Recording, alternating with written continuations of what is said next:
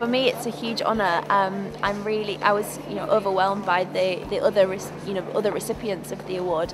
I feel very limited in my knowledge and my experience, but to be kind of grouped, hopefully for the future, it's going to give me the real push and the potential to really make a difference in a sustainable and social way. I think the biggest challenge is people, and people really need to start making a difference and start considering the products that we produce, about the way that we run business. And I think that if we can start changing people's mindsets and allowing people to work in a social manner, that's when we're going to start to solve those problems, but not until then. It's a great pleasure for me to welcome you to the Oslo Peace Through Trade Summit and the 2010 Oslo Business for Peace Awards ceremony here in the Oslo City Hall. The awards ceremony is arranged by the Business for Peace Foundation, the Oslo Chamber of Commerce, and the City of Oslo. The award is in its second year as the highlight of the Business for Peace Summit on ethical business practices. The Oslo Award aims to be the highest distinction given to a business person for outstanding accomplishments in the area of ethical business. I am honored to see so many distinguished persons present in this audience. International trade, peace, and commercial ethics are indeed global issues, and I am pleased to welcome participants from so many countries. The Oslo Peace Through Trade Summit will focus on the relationship between peace and trade. Ethical and socially responsible business practice are extremely important for business leaders as well as politicians, and will, hopefully, be even more important in the future.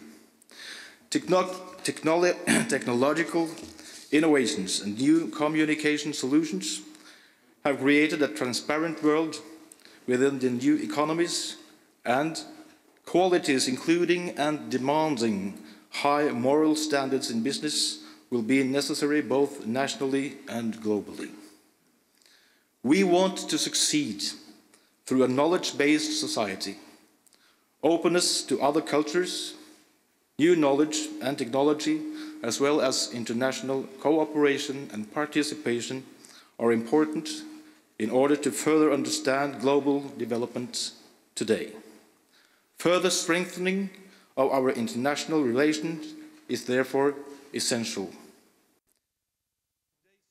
Summits and panel debate is an excellent opportunity to open our minds to new thoughts and knowledge of ethics that will influence business affairs as well as our lives.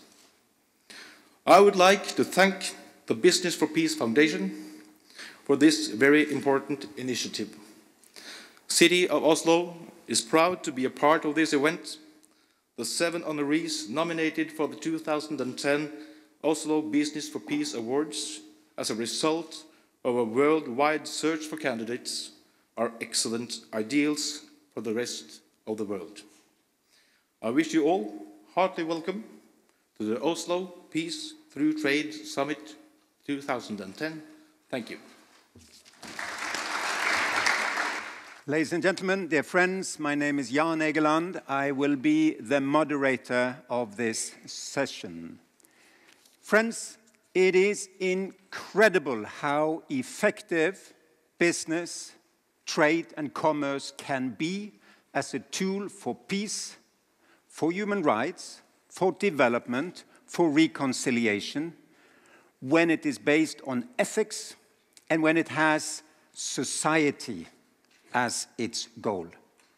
It is incredible how bad business can serve greed, can produce poverty, can produce social exclusion and social division, conflict and strife. That is why we today focus on the ethics of business, on how good business, trade and commerce can lead to great things for humankind. We could not have had better keynote presenters in this regard. Our first speaker is Rajat K. Gupta. He became chairman of the International Chamber of Commerce on the 1st of July this year. He is also he was, we will remember, the senior partner with the prominent role of managing director and senior partner worldwide of McKinsey. Mr. Gupta is now the independent director, strategic advisor, or chairman of the board of a number of international corporations or institutions.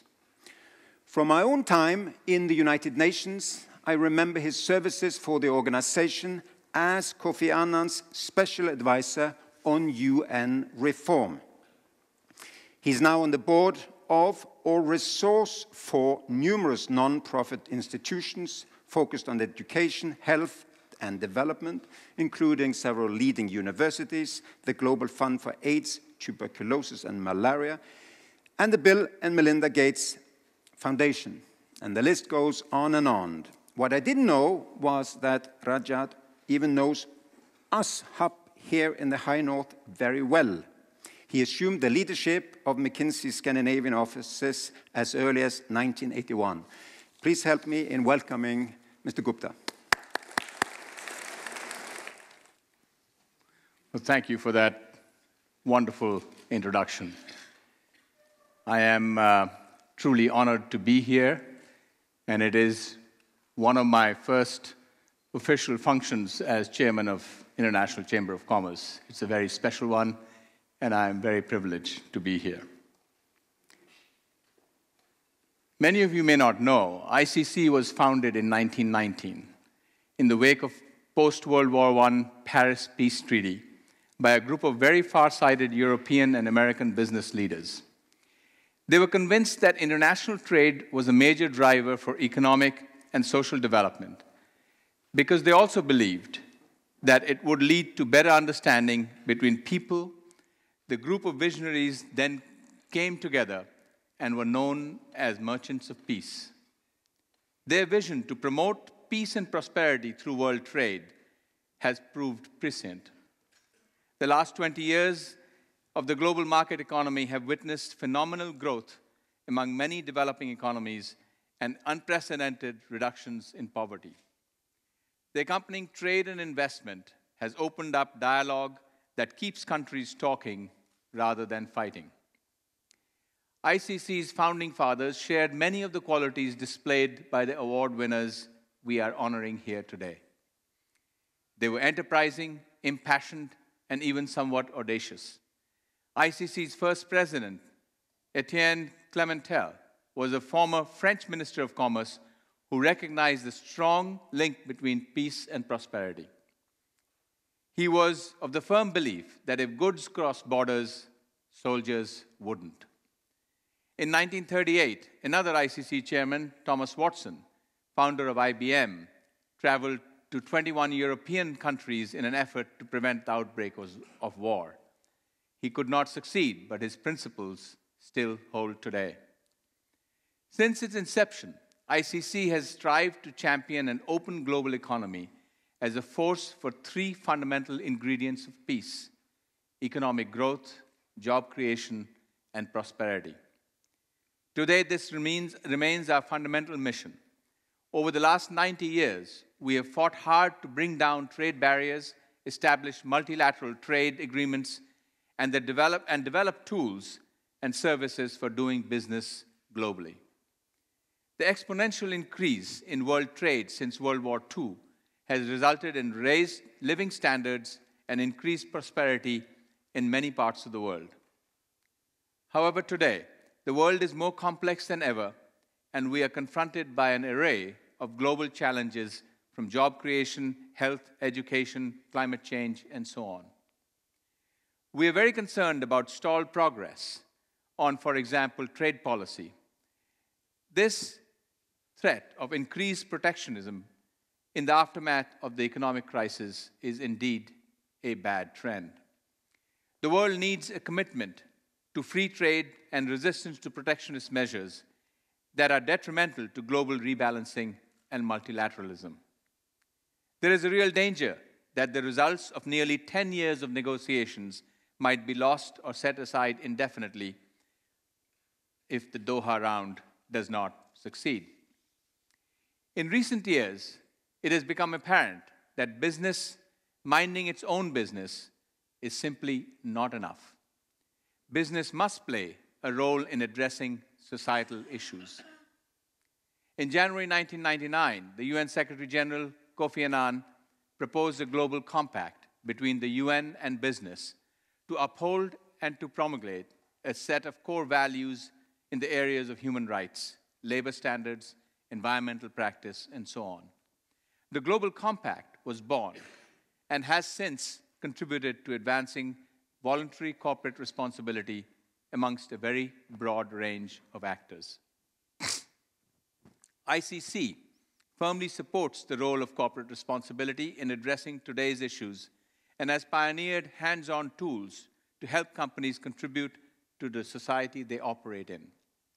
One of these tools is the ICC 9 Steps to Responsible Business Conduct, a to-do manual that are practical steps to help companies integrate corporate responsibility principles into their business operations. We also issued the ICC Guide to Responsible Sourcing, which provides advice on what companies can do to integrate social and environmental considerations in their very extended supply chains. In short, ICC has long been firmly committed to the role of business, not just as a driver of markets and trade, but also as an engine of social progress. On a broader front, the challenges facing each nation and the world today are complex and daunting. These issues can only be effectively tackled through partnership between business, government, and civil society. Today, mistrust and misunderstanding often prohibit us from working together to develop the type of public-private partnerships that have been instrumental in the transition of many countries from poverty to prosperity. When mistrust prevails, business loses opportunities, and government loses credibility. But the biggest loser is society. Business must rise to the occasion, using its wealth of experience, innovation, know-how. As I said, many issues that we face today requires business thinking to tackle them. Let me illustrate through a couple of examples.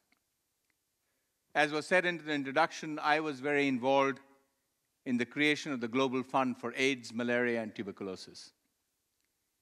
Many of you know that about 1 million children in sub-Saharan Africa die of malaria.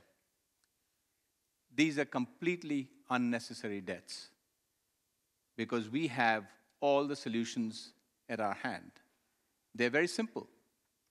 All you need is a bed net that is impregnated with the right kind of insecticides. All you need is a very simple treatment if you get a malaria called ACTs, which are very effective. So you need to diagnose and give that medicine. That costs pennies. But still, 1 million children were dying every year.